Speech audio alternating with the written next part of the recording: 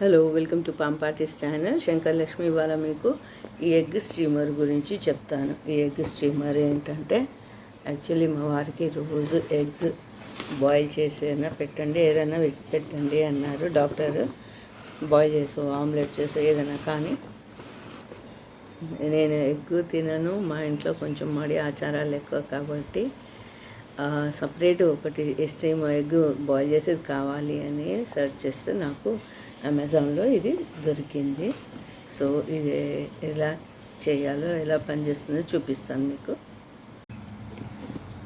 So ఇది చిన్నది, చాలా వెరైటీస్ ఉన్నాయి, కానీ కాకపోతే నేను ఇదే ఆఫ్ చేశాను. సో ఇది ఎలా పనిచేస్తుందంటే, దీంట్లో ఒక ప్లేట్ ఇస్తాడు, దాంట్లో మనం ఒక మెజరింగ్ కప్ ఇచ్చాడు. నేను మెజరింగ్ కప్ ఎక్కడో పోయింది నాలో కదా. చిన్న గ్లాస్తోని ఈ గ్లాస్ వాటర్ ఇందులో పోసాను.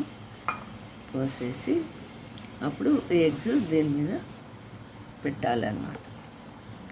పెట్టి లిడ్ క్లోజ్ చేసేసి స్విచ్ ఆన్ చేయాలి, అంతే.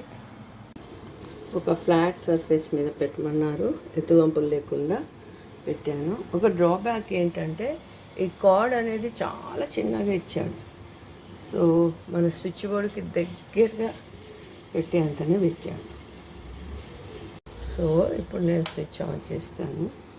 ఇక్కడ ఆన్ ఆఫ్ బటన్ ఉంది, సో ఇది నొక్కాలన్నమాట. సో స్విచ్ ఆన్ చేశాక ఇలా లైట్ వెలుగుతుంది. మొత్తం బాయిల్ అయ్యాక అదే స్విచ్ ఆఫ్ అయిపోతుంది. నేను టైమర్ పెట్టుకున్నాను, ఒక 7 minutes. చూద్దాము ఎన్ని మినిట్స్ పడుతుందో బాయిల్ కావడానికి. ఈ టైమర్ గురించి అంతకుముందు ఒక వీడియో చేసి అప్లోడ్ చేసాను కదా, చూడండి. అది నాకు 7 minutes రాలేదు, ఇంకో 3 minutes పెట్టాను, అప్పుడు బాయిల్ అవుతుందా చూద్దాం. ఇప్పుడు చూడండి, స్విచ్ ఆఫ్ అయిపోయింది. అంటే నాకు ఒక 10 minutes పట్టింది ఇది బాయిల్ కావడానికి. సో ఇప్పుడు ఏం చేస్తానంటే, నేను ఈ లిడ్ తీస్తాను. కొంచెం చల్లారాక ఇది వాటర్లో వాష్ చేస్తాను అన్నమాట. తర్వాత అప్పుడు ఈజీగా పీల్ అవుట్ చేయొచ్చు. నేను రన్నింగ్ వాటర్లో దీన్ని కడిగాను.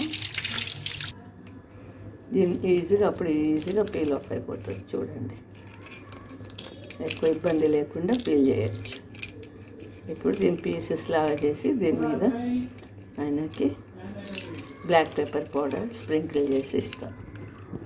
ఇలా కట్ చేసి బ్లాక్ పెప్పర్ పౌడర్ స్ప్రింకిల్ చేసి ఆయనకి ఇచ్చేస్తాను. ఇప్పుడు ఇది ఈ లిడ్ సోప్ వేసి కడగచ్చు. ఇదేమో కొంచెం అంతా వెట్ టిష్యూతోని లేదా వెట్ క్లాత్తోని తుడిచిపెట్టేయాలి.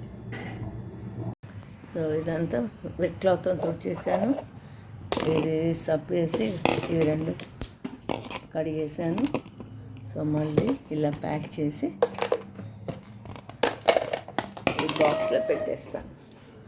సో ఎవరికైతే మడి ఆచారాలు చాలా ఉంటుంది, పొయ్యి మీద బాయిల్ చేయొద్దు, బాయిల్ చేస్తే కడగాలి, స్టవ్ కడగాలి, ఇది అది ఎన్నో రూల్స్ అండ్ రెగ్యులేషన్స్ ఉంటాయి కదా మనకి.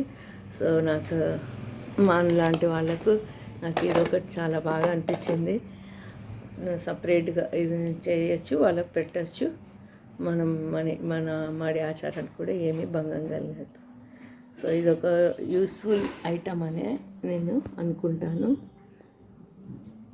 సో ఈ వీడియో నచ్చిందా? బాయ్.